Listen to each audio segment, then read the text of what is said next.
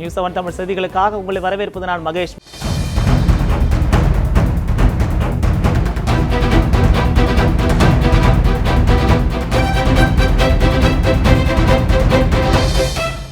RK நகர் தொகுதி இடைத்தேர்தலில் திமுகவிற்கு மக்கள் நல கூட்டணி ஆதரவு அளித்தால் வரவேற்க தயாராக இருப்பதாக அக்கட்சியின் செயல் தலைவர் ஸ்டாலின் தெரிவித்துள்ளார்.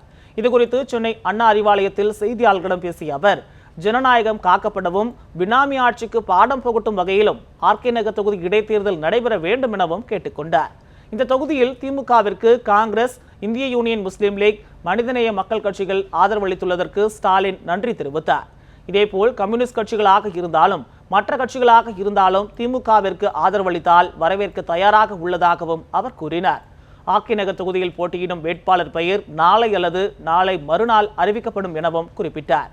தேர்தல் ஆணையம் நியாயமாக செயல்படவும் தமிழக தலைமை தேர்தல் அதிகாரியை மாற்றவும் இந்திய தலைமை தேர்தல் ஆணையத்திற்கு திமுக கடிதம் எழுதியுள்ளதாகவும் ஸ்டாலின் தெரிவித்தார். தமிழகத்திலே ஜனநாயகம் காப்பாற்றப்பட வேண்டும் என்று சொன்னால் இந்த பினாமி ஆட்சிக்கு புத்தி புகட்டக்கூடிய வகையில், பாடம் புகட்டக்கூடிய வகையில் இந்த ஆர்கே நகர் தேர்தல் அமைந்திட வேண்டும்.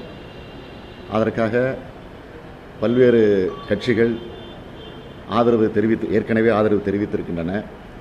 இன்னும் சில கட்சிகள் நீங்கள் கேட்பது போல அது கம்யூனிஸ்ட் கட்சிகளாக இருக்கலாம், வேறு எந்த கட்சிகளாக கூட இருக்கலாம். எந்த கட்சிகளாக இருந்தாலும் அவைகள் நிச்சயமாக திராவிட முன்னேற்ற கழகத்தினுடைய வேட்பாளருக்கு ஆதரவு தெரிவிக்க வேண்டும். அப்படி ஆதரவு தெரிவிக்கிற இடத்தில் நிச்சயமாக அதை வரவேற்க திமுக தயாராக இருக்கிறது. இன்னும் சொல்ல வேண்டும் என்று சொன்னால், நீங்கள் கேட்டிருக்கக்கூடிய இந்த கேள்வியின் மூலமாக அவர்களுக்கெல்லாம் நான் விடுத்திருக்கக்கூடிய அழைப்பாக கூட அவர்கள் கருதிட வேண்டும் என்று நான் கேட்டுக்கொள்கிறேன். உள்ளாட்சி தேர்தலுக்கு முன்பே சட்டமன்ற தேர்தல் வரும் என கூறும் திமுக செயல் தலைவர் மு க ஸ்டாலினின் ஆசை ஒரு நாளும் நிறைவேறாது என்று அதிமுக துணை பொதுச் செயலாளர் டிடிவி தினகரன் தெரிவித்துள்ளார். இது தொடர்பாக அறிக்கை வெளியிட்டுள்ள அவர், உள்ளாட்சி தேர்தலுக்கு முன்பே சட்டமன்ற தேர்தல் வர வாய்ப்பிருப்பதாக ஸ்டாலின் கூறுவது நிறைவேற வாய்ப்பில்லாத அவரது பேராசையை காட்டுவதாக குறிப்பிட்டுள்ளார். அறுதி பெரும்பான்மை கொண்ட ஆற்றல் மிக்க அரசை துரோகத்தின் துணை கொண்டு வீழ்த்திடலாம் என்று கணக்கு போட்டால் அதனை அதிமுக தொண்டர்கள் தகர்ப்பார்கள் என அவர் தெரிவித்துள்ளார். ஆர்கே நகர் இடைத்தேர்தலில் இரட்டை இலை சின்னத்தில் போட்டியிடுவோம் என்று முன்னாள் முதலமைச்சர் ஓ பன்னீர்செல்வம் பேசியிருப்பதை சுட்டிக்காட்டியுள்ள டிடிவி தினகரன், அவருடன் இருந்தவர்கள் எல்லோரும் அதிமுகவில் இணைய தயாராகிவிட்டதை தெரிந்து கொண்டு அதனை தடுப்பதற்காகவே இவ்வாறு தெரிவித்துள்ளதாக கூறியுள்ளார். தம்மை வாழ வைத்த அதிமுக எனும் ஆழ விருட்சத்தின் ஆணிவேரில் அமிலம் ஊற்ற திட்டமிடும் ஓ பன்னீர்செல்வத்திற்கு காலம் நிச்சயமாய் பாடம் கற்பித்தே தீரும் என்றும் அவர் தெரிவித்துள்ளார். ஆர்கே நகர் தொகுதியில் போட்டியிடும் வேட்பாளரை தேர்ந்தெடுப்பதற்காக அதிமுக ஆட்சிமன்ற குழு கூட்டம் வரும் 15ஆம் தேதி நடைபெறுகிறது. ஜெயலலிதா மறைந்ததால் அவர் சட்டமன்ற உறுப்பினராக பணியாற்றிய ஆர்கே நகர் தொகுதிக்கு புதிய உறுப்பினரை தேர்ந்தெடுக்க அடுத்த மாதம் 2ஆம் தேதி இடைத்தேர்தல் நடைபெற உள்ளது. இந்த தேர்தலில் போட்டியிடும் வேட்பாளர்களை தேர்ந்தெடுக்க முக்கிய கட்சிகள் தீவிரமாக களம் இறங்கியுள்ளன. இந்த நிலையில் அதிமுக வேட்பாளர் யார் என்பதை முடிவு செய்வதற்காக அக்கட்சியின் ஆட்சிமன்ற குழு கூட்டம் வரும் புதன்கிழமை காலை ராயப்பேட்டையில் உள்ள அக்கட்சியின் தலைமை அலுவலகத்தில் நடைபெற உள்ளது. கட்சியின் பொதுச் செயலாளர் வி கே சசிகலா சிறையில் உள்ளதால் துணை பொதுச் செயலாளர் டிடிவி தினகரன் தலைமையில் இந்த கூட்டம் நடைபெற உள்ளது. மார்ச் 16ஆம் தேதி தமிழக பட்ஜெட் தாக்கல் செய்யப்பட உள்ள நிலையில் 15ஆம் தேதி மாலை 5:30 மணிக்கு அதிமுக சட்டமன்ற உறுப்பினர்கள் கூட்டமும் நடைபெற உள்ளதாக தகவல்கள் தெரிவிக்கின்றன. சென்னை ஆர்கே நகர் சட்டமன்ற இடைத்தேர்தலில் தேமுதிக தனித்து போட்டியிடும் என அக்கட்சியின் தலைவர் விஜயகாந்த் அறிவித்துள்ளார். இதுகுறித்து அவர் வெளியிட்டுள்ள அறிக்கையில், ஆர்கே நகர் சட்டமன்ற இடைத்தேர்தலில் தேமுதிக சார்பில் வடசென்னை மாவட்ட செயலாளர் ப மதிவாணன் போட்டியிடுவார் என தெரிவித்துள்ளார். இந்த தேர்தலில் தேமுதிக வெற்றி பெற தேர்தல் பணிகளில் கட்சி தொண்டர்கள் தீவிரமாக ஈடுபட வேண்டும் எனவும் கேட்டுக்கொண்டுள்ளார். முன்னாள் முதலமைச்சர் ஓபிஎஸ் ஆதரவு அணியின் ஆட்சிமன்ற குழு தலைவராக மதுசூதனன் நியமிக்கப்பட்டுள்ளார். ஓபிஎஸ் ஆதரவு அணியின் ஆட்சிமன்ற குழு உறுப்பினர்களை நியமிப்பது தொடர்பான ஆலோசனைக் கூட்டம் கிரீன்வே சாலையில் உள்ள பன்னீர்செல்வத்தின் இல்லத்தில் இன்று நடைபெற்றது. இதில் மதுசூதனன், முன்னாள் அமைச்சர்கள் பொன்னையன், கே.பி. முனுசாமி உள்ளிட்ட பலர் பங்கேற்றனர். ஆலோசனைக் கூட்டத்திற்கு பிறகு மதுசூதனன், முன்னாள் அமைச்சர் கே.பி. முனுசாமி ஆகியோர் செய்தியாளர்களை சந்தித்தனர். அப்போது ஆட்சிமன்ற குழுவின் தலைவராக மதுசூதனனும், உறுப்பினர்களாக ஓ பன்னீர்செல்வம், சி பொன்னையன், செம்மலை உள்ளிட்ட 14 பேரும் அறிவிக்கப்பட்டனர். அதனைத் தொடர்ந்து செய்தியாளர்களை சந்தித்த KP முனுசாமி விரைவில் OPS ஆதரவு அணியின் ஆட்சி மன்ற குழு கூடி RK நகர் தொகுதி வேட்பாளரை அறிவிக்கும் என தெரிவித்தார்.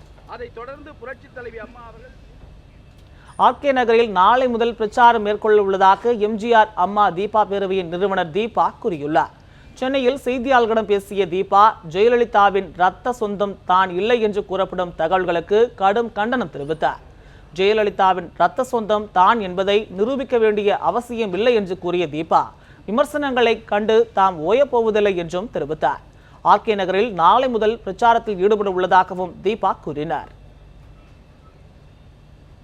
பல கடினமான விமர்சனங்கள் வைக்கப்படுகின்றன. இது அனைத்தையும் நான் கண்டிக்கிறேன். இது போன்ற அவதூறான செய்திகளை வெளியிட்டால் நான் பயந்து ஓடிவிடுவேன் என்று நினைக்கின்றனர். அது ஒருபோதும் அந்த கனவு பலிக்கப் போவதில்லை. நாளையே தொடங்க உள்ளது. RK நகர் தொகுதி மக்கள் உங்களுக்கு எதுக்காக ஓட்டு போடணும்னு நினைக்கிறீங்க? ஏன்னா ஏற்கனவே நிறைய பேர் போட்டி போடுறாங்க, அதிமுக 3 அடைஞ்சிச்சுன்னு சொல்றாங்க. உங்களுக்கு எதுக்காக ஓட்டு போடணும் RK நகர்? என்னை இங்கு சந்திக்க வந்த மக்கள் பெருமளவில் RK நகர் தொகுதியில் இருந்து தான் வந்து கொண்டிருந்தனர். இப்பொழுது கூட வந்திருக்கிறார்கள். நீங்கள் அவர்களிடமும் கேட்டு அறிந்து கொள்ளலாம். அவர்களின் விருப்பம் இது. இலங்கை கடற்படையால் சுட்டுக் கொல்லப்பட்ட ராமேஸ்வரம் மீனவர் பிரிட்ஜோவின் உடலை பெற்றுக்கொள்ள உறவினர்கள் சம்மதம் தெரிவித்துள்ளனர். இந்த தகவலை போராட்டக்குழு உறுப்பினர் டோமினிக் தெரிவித்துள்ளார். கடந்த 6ஆம் தேதி தங்கச்சிமடம் பகுதியை சேர்ந்த மீனவன் பிரிட்ஜோ என்பவனை இலங்கை கடற்படையினர் சுட்டுக் கொண்டதை கண்டித்து அவருடைய சடலத்தை வாங்காமல் மீனவர்கள் தொடர்ச்சியாக இன்று வரை போராட்டம் செய்து வருகின்றனர். அந்த போராட்டத்திற்கு இன்று மத்திய அமைச்சர்கள் மரியாதைக்குரிய பொன் ராதாகிருஷ்ணன் அவர்களும் மரியாதைக்குரிய நிர்மலா சீதாராமன் அவர்களும் வந்து மீனவர்கள் மத்தியிலேயே உரையாற்றி எங்களுடைய கோரிக்கைகளை முழுவதுமாக செய்து தருவதாக உத்தரவாதம் அளித்ததின் பேரில் நாளை மாலை 5 மணிக்கு பிரிட்ஜோவின் சடலத்தை பெற்று அடக்கம் செய்து அதன் பின்பு எங்கள் போராட்டத்தை நிறுத்திக் கொள்வதென முடிவு செய்திருக்கின்றோம். அதுவரை நாளை மாலை வரை போராட்டம் தொடர்ச்சியாக நடைபெறும். இலங்கை கடற்படையால் சுட்டுக் கொல்லப்பட்ட மீனவர் பிரிட்ஜோவின் உடல் நாளை நல்லடக்கம் செய்யப்படும் என்றும் போராட்டத்தை வாபஸ் பெறுவது குறித்து அதற்கு பின்பே முடிவு செய்யப்படும் எனவும் போராட்டக் குழுவினர் தெரிவித்துள்ளனர். இலங்கை கடற்படையாலே சூடுபட்டு இறந்த குடும்பங்களுக்கு உதவுவதற்காக புனர்வாழ்வு குழு ஒன்று அமைக்கணும்னு நம்முடைய மீனவர்கள் சார்பில் கேட்டுக்கொண்டோம். அதையும் ரிட்டனாக எழுதி வாங்கியிருக்கிறார்கள். நான் பிரதமர் அவர்களிடம் கொடுத்து இதற்குண்டான ஏற்பாடுகளை செய்கிறேன் என்று வாக்குறுதி அளித்திருக்கிறார்கள். மற்றபடி வாபஸ் பற்றி எதுவும் பேசவில்லை. நாளை அந்த மீனவ இளைஞனுடைய உடலை பெற்றுக்கொண்டு அடக்கம் செய்வோம் என்று நாம் சொல்லியிருக்கிறோம். அதற்கு பின்பாகத்தான் மற்றதை குறித்து பேசும். கன்னியாகுமரி மாவட்டம் சாமித்தோப்பில் ஐயா வைகுண்டரின் 209வது ஆண்டு மறுபிறப்பு தின விழா நடைபெற்றது. இதில் மகாகுரு பால பிரஜாபதி அடிகளார் கலந்து கொண்டு பக்தர்களுக்கு ஆசி வழங்கி உரையாற்றினார். அப்போது தமிழகத்தில் ஒரு மறுமலர்ச்சியை ஏற்படுத்துவதற்கு கிராமம் கிராமமாக சென்று சமுதாய பணியாற்றுவேன் என்றும் அவர் குறிப்பிட்டார். மேலும் சமத்துவத்திற்காக போராடும் விடுதலை சிறுத்தைகள் கட்சித் தலைவர் திருமாவளவனுக்கு துணையாக இருப்பேன் என்றும் கூறினார். தமிழகத்துக்குள்ளே ஒரு அரசியல் மாற்றத்திற்காக நான் சென்னைக்கு வருவேன். சென்னையில் இருக்கிற எல்லா தலைவர்களையும் பார்ப்பேன். அருமைக்கும் பெருமைக்குரிய திருமாவளவனார் அவரிடமிருந்து நான் ஆரம்பிப்பேன். என்னுடைய கருத்துக்களை அவரிடம் கேட்டு அவருடைய கருத்தையும் கேட்டு இதை செயல்படுவேன் என்பதை மட்டும் சொல்லி காலத்தின் அருமை கருதி.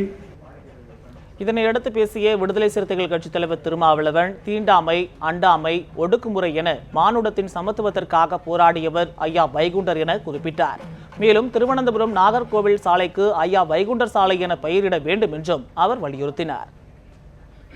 தமிழகம் மற்றும் புதுச்சேரியில் ஓரிரு இடங்களில் மழை பெய்ய வாய்ப்புள்ளதாக சென்னை வானிலை ஆய்வு மையம் தெரிவித்துள்ளது. தென்கிழக்கு வங்கக்கடலில் வளிமண்டல மேலடுக்கு சுழற்சியின் காரணமாக தமிழகம் மற்றும் புதுச்சேரியில் ஓரிரு இடங்களில் மழை பெய்ய வாய்ப்பு உள்ளதாக சென்னை வானிலை ஆய்வு மையம் தெரிவித்துள்ளது. இன்று காலை 8:30 மணியுடன் முடிந்த 24 மணி நேரத்தில் அதிகளவாக மதுரை மாவட்டம் மேட்டுப்பட்டியில் 10 சென்டிமீட்டர் மழை பதிவாகியுள்ளது. புதுக்கோட்டை மாவட்டம் கந்தர்வக்கோட்டையில் 8 சென்டிமீட்டரும், சிவகங்கை மாவட்டம் மானாமதுரையில் 5 சென்டிமீட்டரும் மழை பதிவாகியுள்ளது. வாடிக்கையாளர்களுக்கு கட்டணம் விதிக்கும் முடிவை வங்கிகள் கைவிடாவிட்டால் வங்கி கணக்குகளை முடக்கும் போராட்டம் நடத்தப்படும் என தமிழ்நாடு வணிகர் சங்கங்களின் பேரமைப்பு தலைவர் விக்ரமராஜா தெரிவித்துள்ளார். தேனியில் செய்தியாளர்களிடம் பேசிய போது அவர் இவ்வாறு தெரிவித்தார். நிதி அமைச்சகத்துக்கும் அந்த எல்லா வங்கிகளுக்கும் ரிசர்வ் பேங்க் வங்கிக்கும் எங்களுடைய கோரிக்கையை நாங்கள் அனுப்பியிருக்கிறோம். தொடர்ச்சியாக நிதி அமைச்சர் அவர்களை சந்தித்து இதை வங்கி மேலாளர்களை அழைத்து வணிக சங்க பிரதிநிதிகளை வைத்துக் கொண்டு கட்டண விதிகள் எவ்வளவு செலுத்த வேண்டும் என்ற தீர்மானமாக நிறைவேற்றப்பட வேண்டும் என்ற கோரிக்கையை வலியுறுத்துகிறோம். அதை தவறுகின்ற பட்சத்தில் வங்கி கணக்குகள் முடக்கும் போராட்டம், வங்கி கணக்குகளை முடக்குகின்ற போராட்டமாக ஒவ்வொரு மாவட்ட தலைநகரிலும் ஒவ்வொரு வங்கி முன்பு பெரிய அளவிலே பல லட்சம் வியாபாரிகள் தமிழகம் தழுவிய அளவிலே போராட்டத்தை நடத்துவார்கள் என்று தெரிவித்துள்ளனர். கிருஷ்ணகிரி மாவட்டம் சின்னப்பண்டப்பள்ளியில் நடைபெற்ற எருதுவிடும் திருவிழாவை தமிழகம், கர்நாடகம், ஆந்திர மாநிலங்களைச் சேர்ந்த 1 லட்சம் பேர் கண்டுகளித்தனர். கிருஷ்ணகிரி மாவட்டம் சூளகிரியை அடுத்த சின்னப்பண்டப்பள்ளியில் இன்று எருதுவிடும் விழா நடைபெற்றது. இந்த விழாவில் தமிழகத்தின் கிருஷ்ணகிரி, தருமபுரி, சேலம், வேலூர் மாவட்டங்களில் இருந்தும் ஆந்திரா, கர்நாடக மாநிலங்களில் இருந்தும் கொண்டுவரப்பட்ட 500க்கும் மேற்பட்ட காளைகள் களமிறங்கின. கொம்புகளில் வெள்ளி நாணயங்கள் உள்ளிட்ட பரிசு பொருட்கள் கட்டப்பட்ட மாடுகள் அவிழ்த்து விடப்பட்டன. இந்த மாடுகளை பிடித்து அவற்றின் கொம்புகளில் கட்டப்பட்டிருந்த பரிசு பொருட்களை ஏராளமான இளைஞர்கள் அவிழ்த்து எடுத்தனர். எருதுவிடும் விழாவில் சிறப்பு அழைப்பாளராக தமிழக கால்நடை பராமரிப்புத்துறை அமைச்சர் பாலகிருஷ்ணா ரெட்டி கலந்து கொண்டார். தமிழகம், கர்நாடகம், ஆந்திர மாநிலங்களைச் சேர்ந்த 1 லட்சம் மக்கள் விழாவை பார்வையிட்டனர்.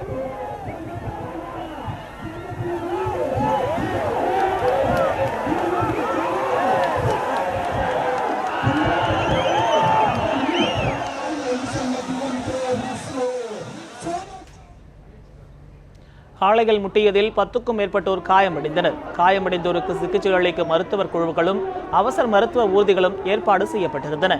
எருதுவிடும் விழாவை காண வந்த பொதுமக்கள் அனைவருக்கும் உணவு, குடிநீர் ஆகியவை வழங்கப்பட்டன.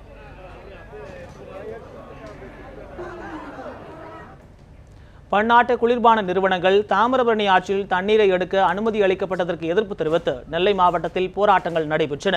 நெல்லை சந்திப்பு ரயில் நிலையம் முன்பு புரட்சிகர இளைஞர் கழகம் சார்பில் போராட்டம் நடைபெற்றது. தாமிரபரணி ஆற்றில் தண்ணீர் எடுக்க பன்னாட்டு குளிர்பான நிறுவனங்களுக்கு அனுமதி வழங்கப்பட்டதற்கு எதிர்ப்பு தெரிவித்து போராட்ட குழுவினர் முழக்கங்களை எழுப்பினர். கூடங்குளம் அணு உலை, ஹைட்ரோ கார்பன் திட்டத்தை கைவிட வேண்டும் என்பன உள்ளிட்ட கோரிக்கைகளை வலியுறுத்தி கழிவறையில் பெப்சி, கோக் குளிர்பானங்களை ஊற்றி நூதன முறையில் போராட்டம் நடத்தினர்.